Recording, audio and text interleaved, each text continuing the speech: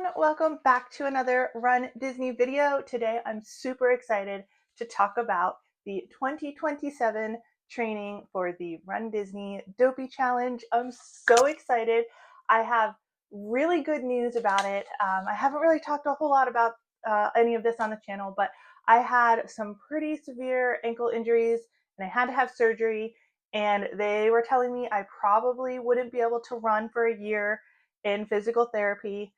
And after 2 months of physical therapy, I have been cleared to run. I thought maybe I'd be walking dopey this year. I have been cleared entirely to start training and running on time with just 6 days left until training starts. I managed to get myself cleared with a lot of hard work and motivation.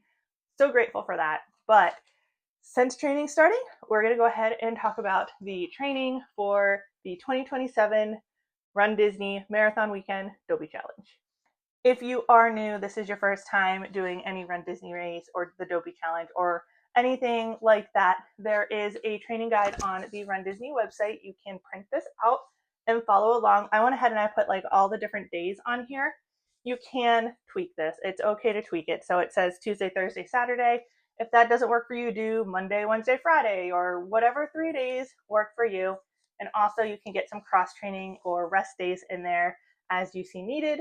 I'm not a physical trainer, so I can't really guide you in any way on like what you should be doing in those in-between days outside of this guide, but it is definitely good to get in some extra cross training as well and strength training because it'll make a difference, trust me.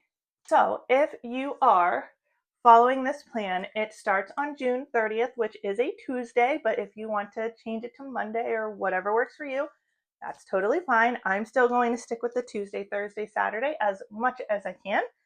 So for our first day, it is 45 minutes. It just says 45 minutes. For some of these things like this, 45 minutes, you can walk. You don't have to run the whole 45 minutes. I do not run the whole 45 minutes. This is the run, walk, run method, the Galloway method. You can run, you can take some breaks, you can run again, you can take some breaks.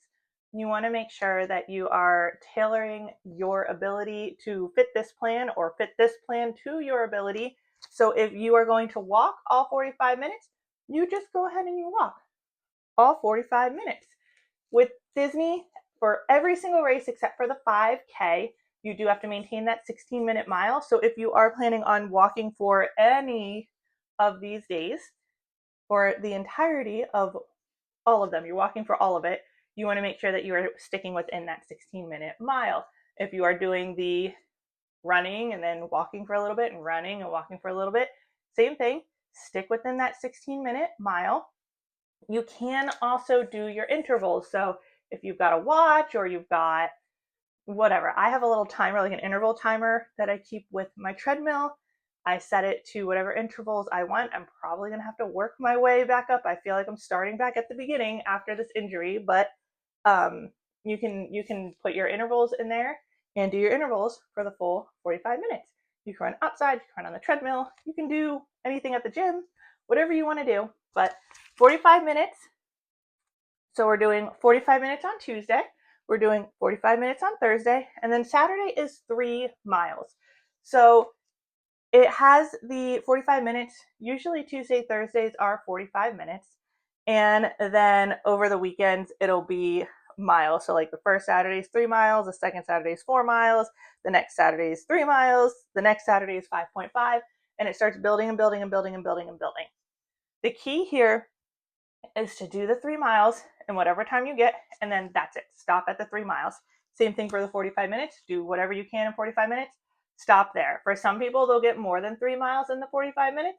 For some people, they won't. Maybe they'll only get 2 miles or 2.5 miles.